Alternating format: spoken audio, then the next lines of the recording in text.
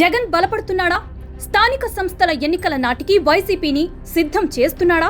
పరిస్థితులు చూస్తుంటే అవుననే అనిపిస్తుంది. 2024 ఎన్నికల్లో వైనాట్ 175 అనే టార్గెట్తో వైసీపీ బరిలోకి దిగింది.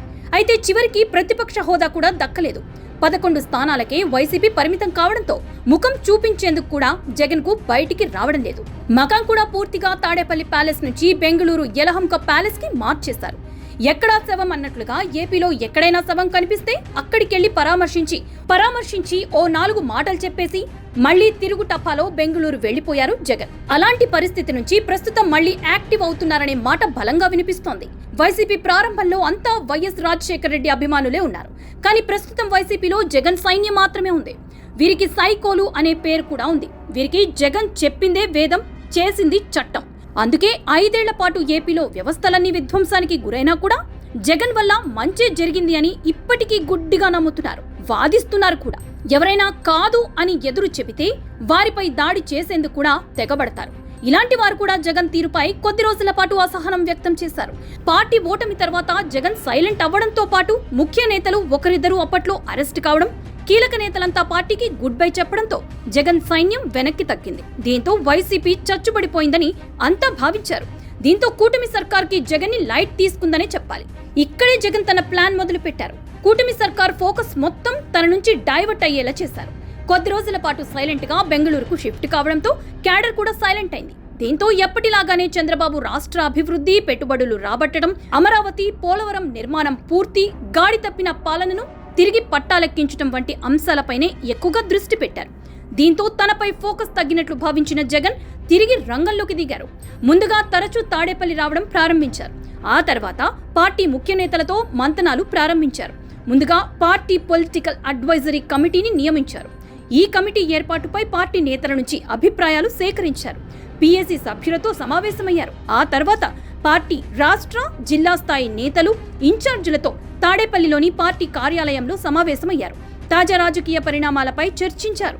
ముందుగా తమ పార్టీ నేతలపై కూటమి సర్కార్ పెడుతున్న కేసుల గురించి ఆరా తీశారు. అరెస్టైన వారికి అండగా ఉండాలని పార్టీ నేతలను ఆదేశించారు. దీనివల్ల జైలు నుంచి బయటికి వచ్చిన తర్వాత వారంతా పార్టీకి పనిచేస్తారనేది జగన్ భావన. నెమ్మదిగా ఒక్కో అడుగు ముందుకు వేస్తున్న జగన్ పార్టీని గ్రామ స్థాయి నుంచి బలోపేతం చేయాలని నిర్ణయించారు. ఇందుకు అనుగుణంగా చర్యలు కూడా తీసుకుంటున్నారు. ముందుగా పార్టీ కోసం పనిచేస్తున్న నాయకులను గుర్తించారు. వారికి కీలక బాధ్యతలు అప్పగించారు జగన్. కార్యకర్తల సమస్యలు తెలుసుకునేందుకు, నియోజకవర్గాల్లో పార్టీ పరిస్థితిని అంచనా వేసేందుకు పార్లమెంటు నియోజకవర్గాలకు పరిశీలకులను నియమించారు. మొత్తం 25 పార్లమెంటు స్థానాలకు 25 మందిని నియమించారు. వీరిలో సిట్టింగ్, మాజీ ఎమ్మెల్యేలు, ఎమ్మెల్సీలు, ఎంపీలతో పాటు ఎన్నికల ముందు పార్టీలో చేరిన పోతిన మహేష్ కి కూడా చోటు దక్కింది. వీరంతా ఆయా పార్లమెంటు పరిధిలోని అసెంబ్లీ నియోజకవర్గాల్లో పర్యటించి పార్టీ పరిస్థితిపై అంచనా వేయనున్నారు. అలాగే ఆయా నియోజకవర్గాల్లో కార్యకర్తలు, నేతలతో భేటీ కానున్నారు. నియోజకవర్గాల పరిస్థితిని అంచనా వేసి ఓ నివేదిక రూపొందిస్తారు. దానిని పిఎస్సికి అందిస్తారు. దానిపై అధ్యయనం చేసిన పిఎస్సి పూర్తిస్థాయి రిపోర్ట్ను జగన్ కి అందించాల్సి ఉంటుంది.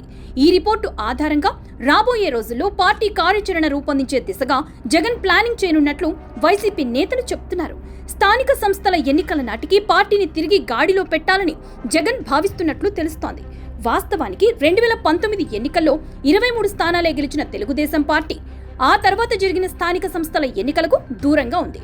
దీనివల్ల అప్పట్లో టీడీపీ క్యాడర్ కాస్త డీలా పడింది. కొందరు నేతలు పోటీ చేద్దామని అధినేత చంద్రబాబుకు స్వయంగా సూచించారు కూడా. కానీ చంద్రబాబు మాత్రం వద్దని వారించడంతో వైసీపీ గెలుపు దాదాపు ఏకపక్షమైంది. దీనిని తమకు అనుకూలంగా మలుచుకున్న జగన్ టీడీపీకి మనుగడ లేదంటూ తప్పుడు ప్రచారం కూడా చేశారు. కానీ పడి లేచిన కెరటం మాదిరిగా ఉవ్వెత్తున ఎగసిన తెలుగుదేశం పార్టీ 2024 ఎన్నికల్లో తిరుగులేని మెజారిటీతో అధికారంలోకి వచ్చింది. దీంతో వైసీపీకి ప్రతిపక్ష హోదా కూడా రాలేదు. వైసీపీ పూర్తిగా కనుమరుగు అంటూ టీడీపీ నేతలు సంబరాలు కూడా చేసుకున్నారు. కానీ జగన్ మాత్రం పోరాడితే పోయేదేముంది, మానిస సంఖ్యలు తప్ప అన్న కార్ల్ మార్క్స్ సిద్ధాంతాన్ని పాటిస్తున్నట్లు తెలుస్తోంది. చాప కింద నీరులా వైసీపీని ఎన్నికల నాటికి బలోపేతం చేసేందుకు జగన్ మాస్టర్ ప్లాన్ వేశారు. అదే జరిగితే స్థానిక సంస్థల ఎన్నికల్లో కూటమికి వైసీపీ నుంచి గట్టి పోటీ తప్పదనే మాట వినిపిస్తోంది. ఇప్పటికైనా కూటమి పార్టీలు అలర్ట్ కాకపోతే జగన్ మళ్లీ అధికారంలోకి వచ్చే ప్రమాదం కూడా లేకపోలేదు. So be alert.